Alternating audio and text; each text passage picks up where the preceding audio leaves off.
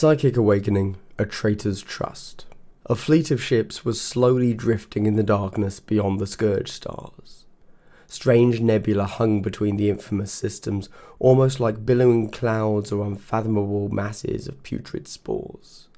Imperial warships that had once plied the void, and Imperial satellites that had ghosted through the cold darkness, were now reduced to rusted hulks and drifting wreckages, tainted by the stuff of the warp and ravaged by the hostile attentions of the Plague God's worshippers.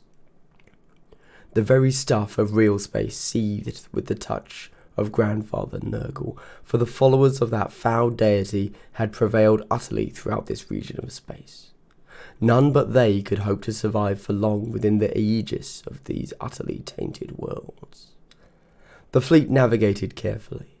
They did not flee in horror from the rampant malignancy as Imperial shipmasters might have.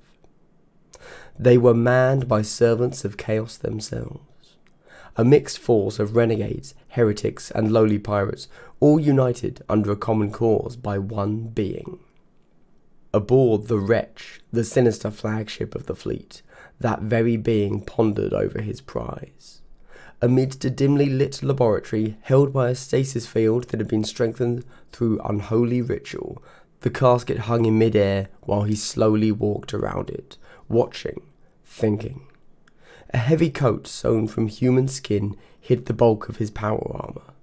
A contorted mass of servo arms protruded from his back, studded with syringes, saw blades, and barbarous torture devices, which he himself considered scientific tools. Fabius Bile stopped in his tracks and smiled. The Ark Chronocontagious. Finally, it is mine. He took a step closer to the stasis field in order to examine the thing. It didn't look very impressive, almost unimposing. A simple chest, fashioned from warped wood turned nearly black by rot, its brass fixtures crusted with verdigris that could not quite hide the mark of Nurgle, worked repeatedly into its fabric. But the power it held, the things he could do if he unlocked the eldritch forces within. The stasis field flickered and, ever so slowly, a pus-filled blister formed on the suspended casket. Fabius's grin broadened a little.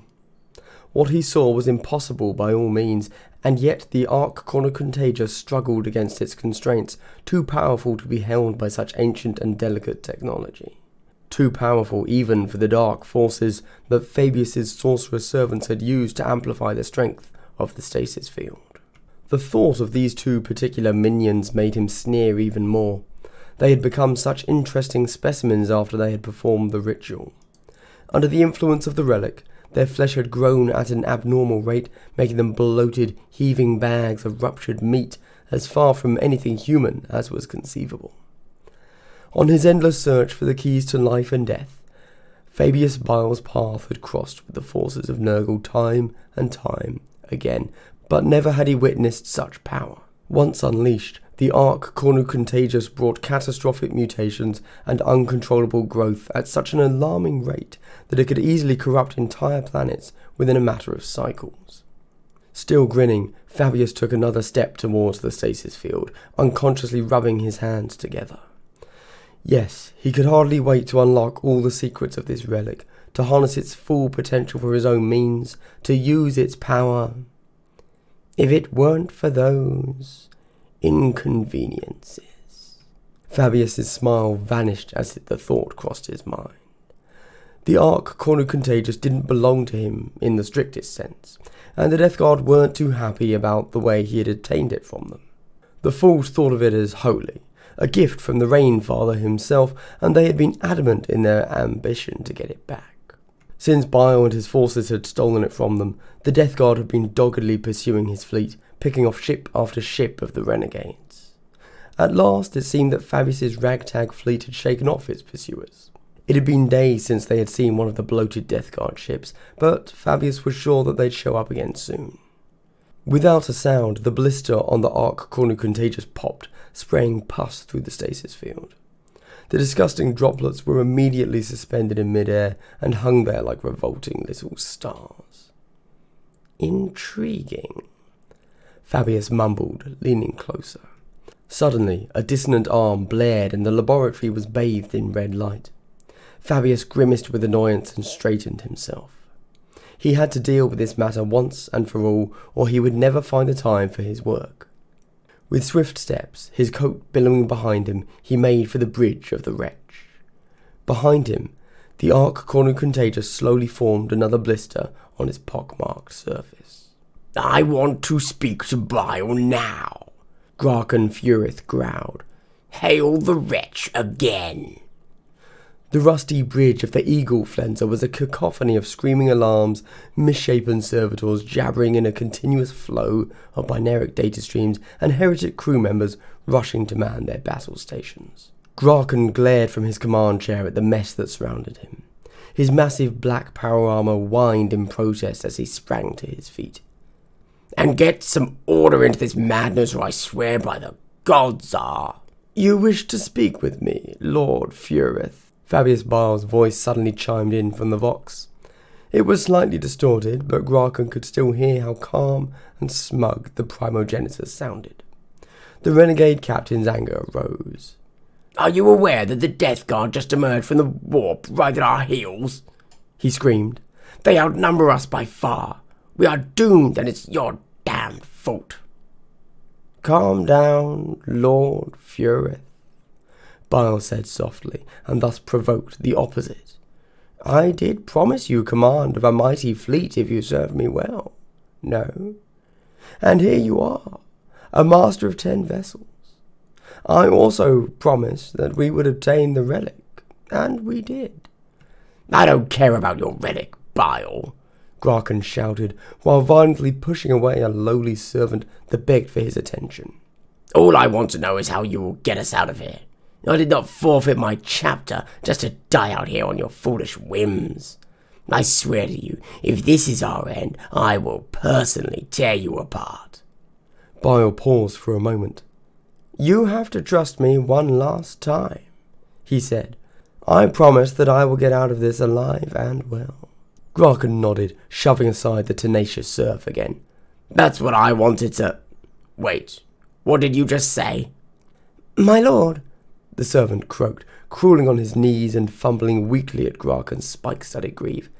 "The wretch has powered up its engines and make for the Mandeville point." "The Death Guard fleet is engaging our rear guard," another bridge servant called in a panicked voice. "They've crippled the fires of dread. They are boarding her." Grarchan Furith felt a wave of anger rising, sweeping away everything but a burning desire to lay his hands around Fabius Bile's neck and strangle that malicious, sneering traitor. "Ignore the Death Guard," he shouted. "All ships, full power to the plasma drives. Pursue the wretch. I want Fabius Bile wiped from existence if it's the last thing I ever do." The deck under his feet shuddered as his command was followed, and all energy was diverted to the Eagle Flenser's plasma drive. A sinister smile split the face of the renegade captain. He would get Bile, and when he did... A sudden lunge made him almost lose his balance, and new alarms started blaring. For a moment, the bridge was dark, only lit by flying sparks from overcharged command consoles before the emergency lumens sprang to life. "My lord, there's been a catastrophic malfunction in the plasma engines," a panicked serf shouted. "The Mutilatus, the Darkfist, the Lord of Hatred. All ships report plasma drive failures, my lord. The whole fleet is dead in the void." Amidst the pandemonium, the bridge vox crackled to life and Bile's voice slithered forth one last time. His words became ever more distorted as the distance to the wretch grew, but his contempt was all too obvious. "To be completely honest, Lord Furith, I never trusted you, and neither should you have trusted me. Please send my regards to the Death Guard. I bid you farewell." All colour drained from Grarchan's face. A scream built in his throat, a hateful shriek as the Eagle Flenser's bridge began to tremble under the impacts of the Death Guard's weaponry. In the last moments of his life, before his ship exploded around him, Grarchan Furith shouted a single name. "Bile," Typhus growled. "I don't care about his fleet of low-life scum. I only want Bile." Flugog Mog took a measured step backwards before he answered.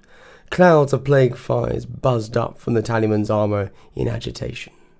For now, Typhus seemed more or less calm as he sat in the command throne of the Terminus Est, but still he did not want to raise his lord's ire.